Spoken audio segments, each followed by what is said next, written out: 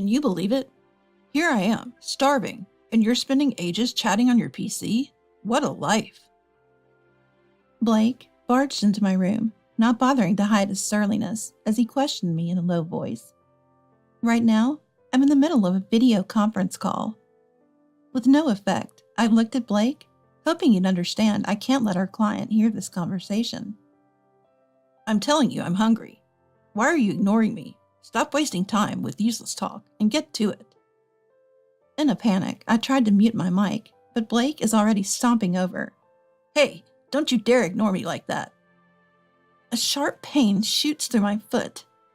Blake had kicked my right foot, still putting weight on it. I had just recently broken it.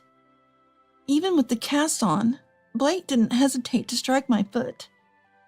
With a face twisted in distaste, he points toward the kitchen.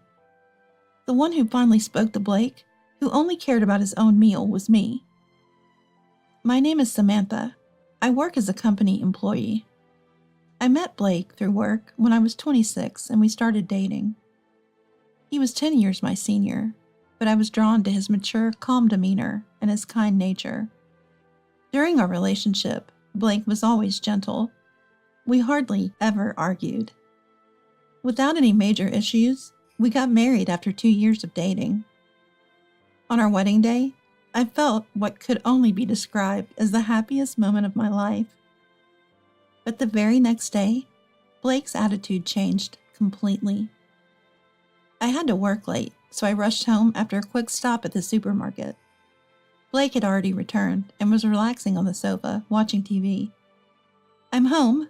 Oh, you're already back, Blake. I got groceries, so I'll start cooking right away. As I greeted him, he turned to me with an annoyed expression. You're late. You're starting now? I'm starving over here. Hurry up.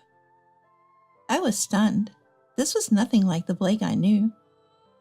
We had been living together even before marriage, and on days when I had to work late and Blake got home early, he would naturally prepare dinner. He always responded to my thanks with a gentle smile, saying, It's only natural since we both work. But the man in front of me now was like a stranger. I remembered texting him earlier about working late. He had seen the message but didn't reply. Before, he would have responded with, I can leave on time today, so I'll get dinner ready. Or, I might be late too. Should we order delivery or eat out? Feeling doubtful about Blake's sudden change, I tried to ask him gently, keeping my emotions in check. Blake, you seem different today. Is something wrong? At this, Blake made an obviously annoyed face and said something unbelievable. Now that we're married, I don't need to be nice to you anymore. What?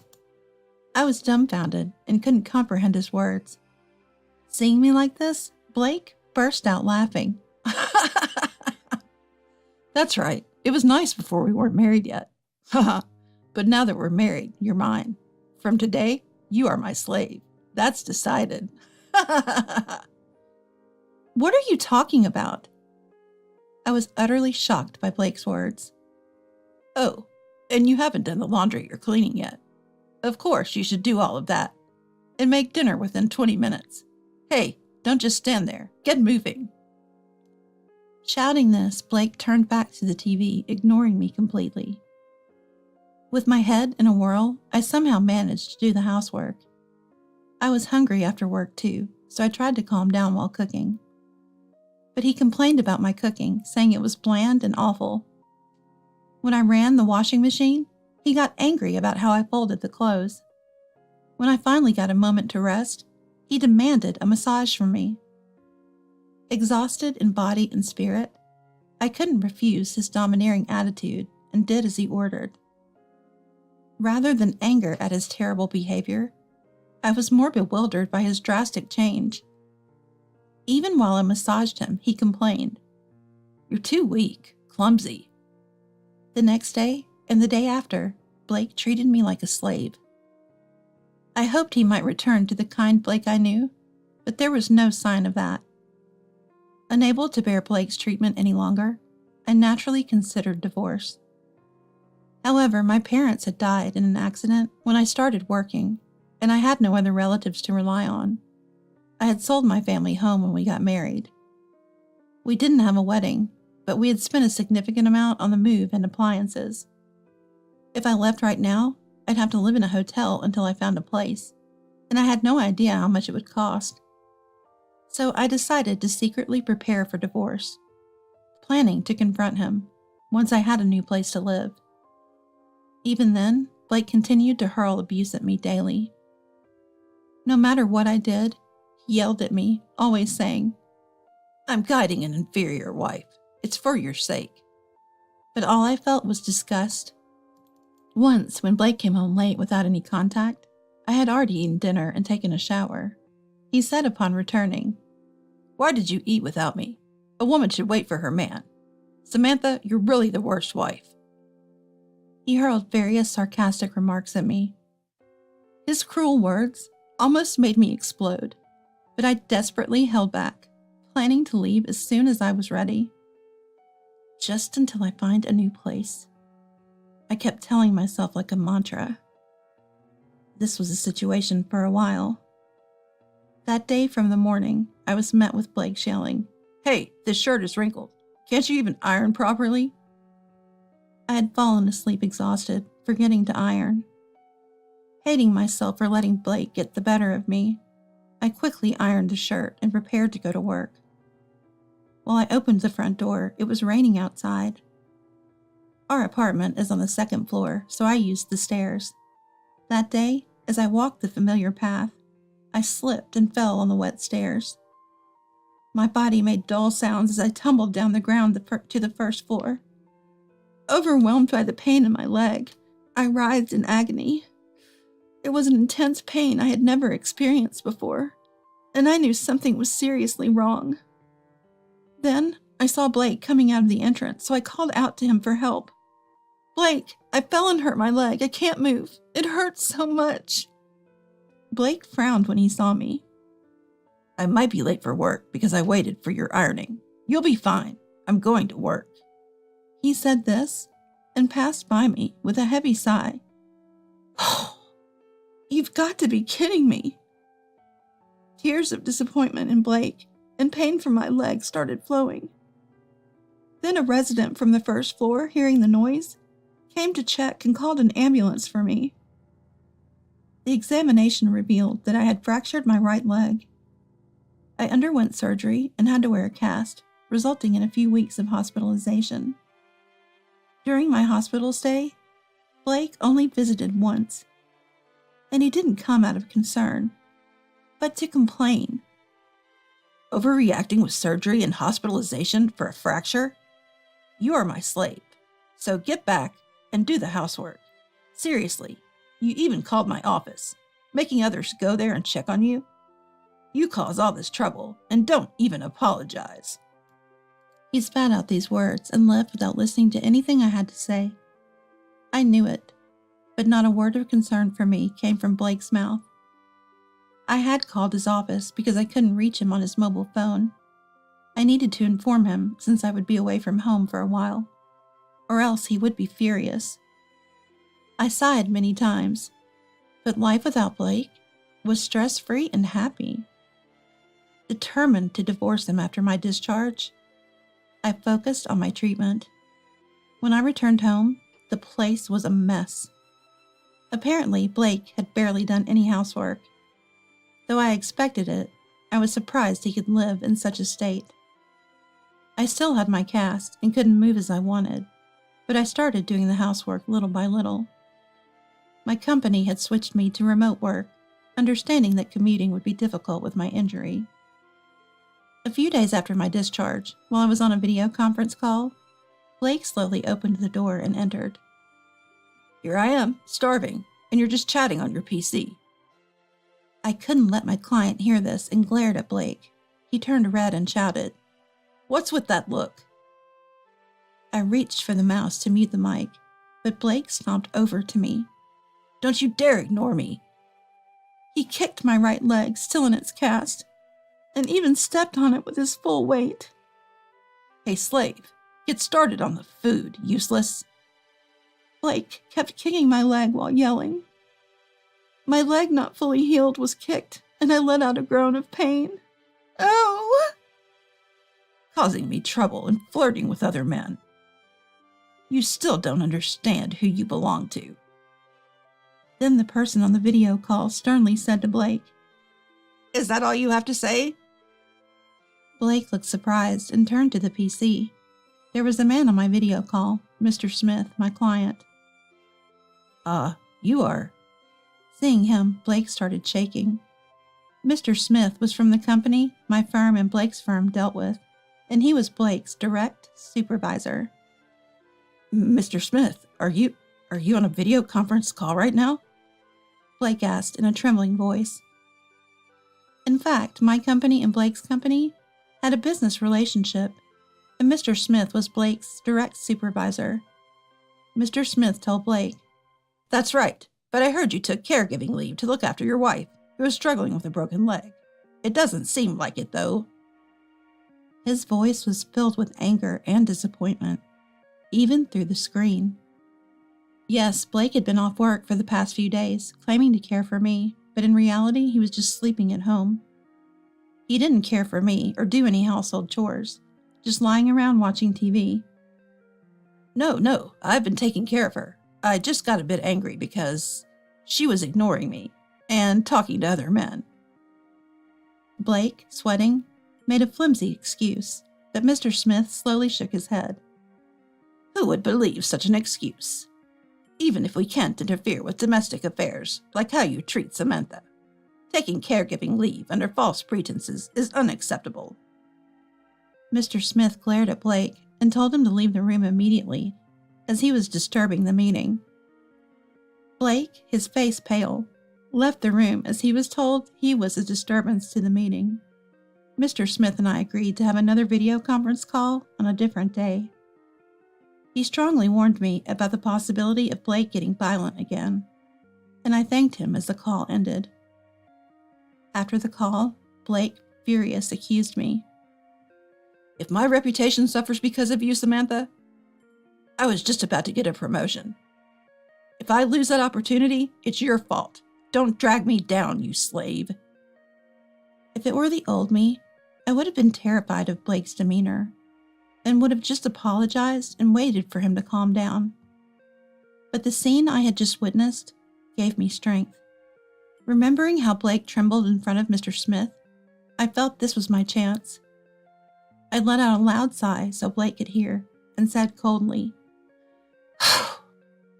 Let's get a divorce.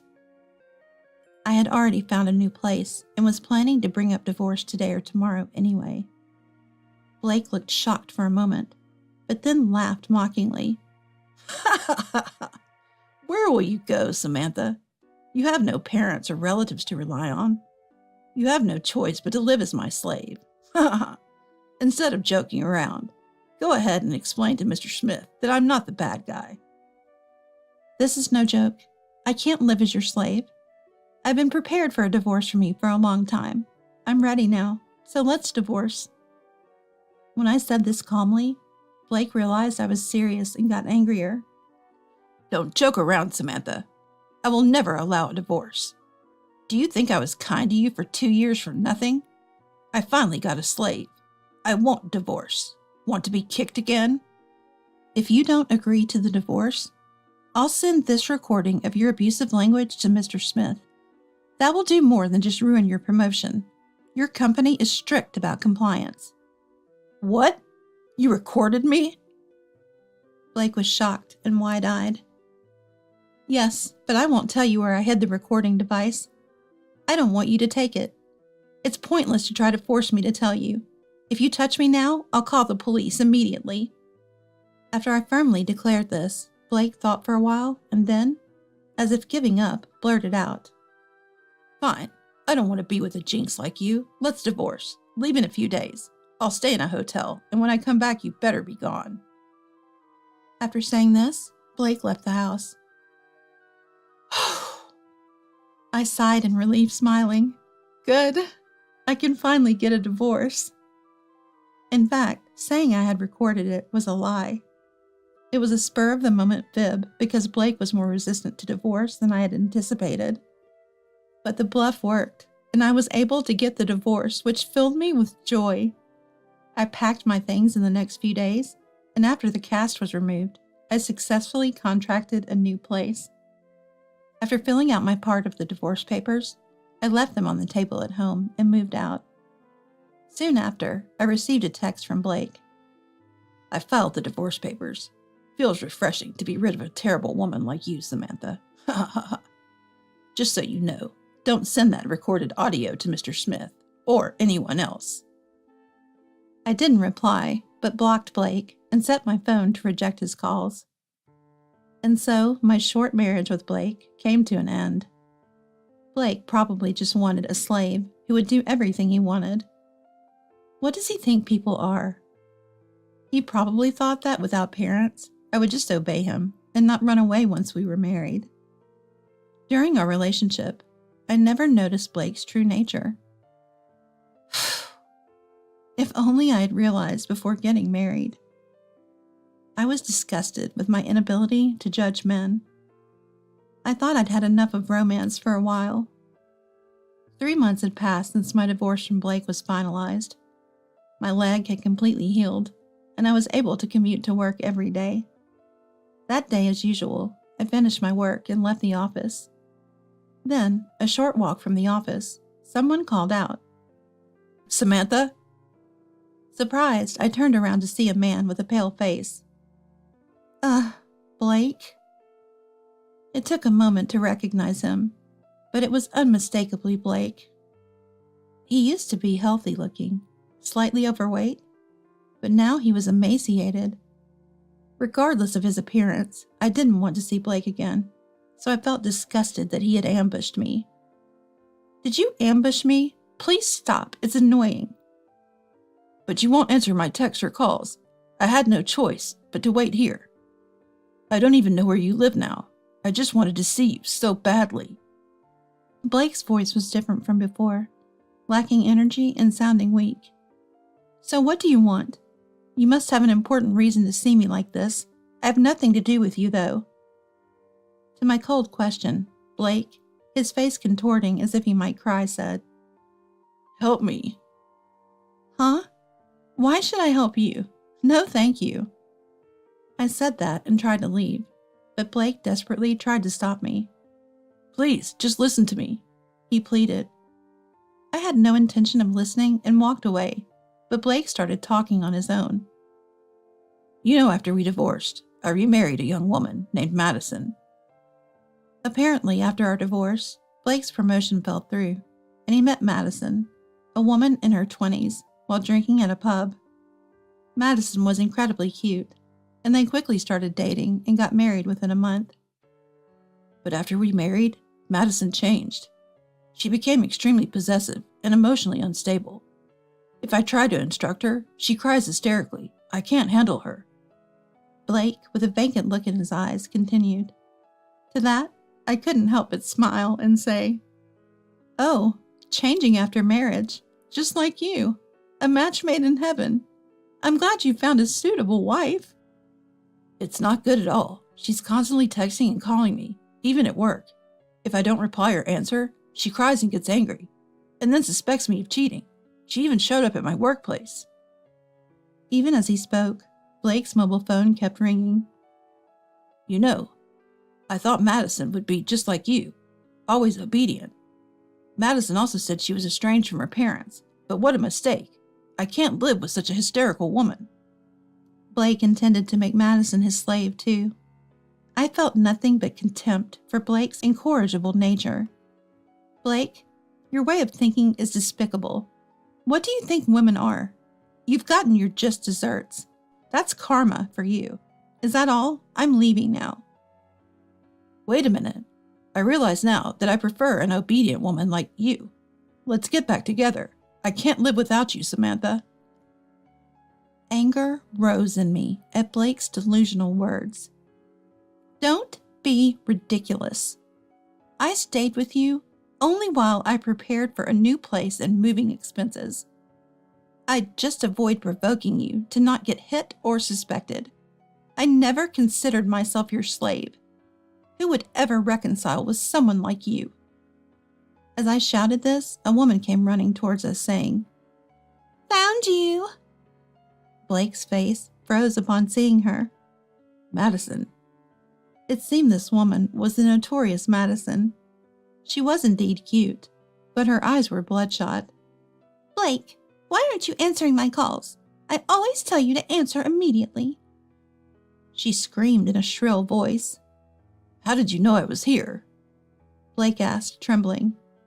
"I put a GPS on your mobile phone, so I always know where you are." Madison replied nonchalantly. When did you put a GPS in my phone? Ignoring Blake's pale-faced questioning, Madison glared at me. "Who are you? What are you to Blake?"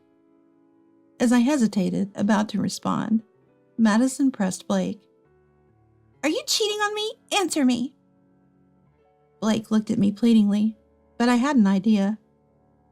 Actually, this man was hitting on me, and I was troubled. Blake looked shocked at my words. But it was a mild revenge for what he had done. "What, Blake? What are you doing?" Madison's anger intensified, and she menacingly approached Blake. Blake tried desperately to explain. No, it's just a misunderstanding. I wasn't hitting on her.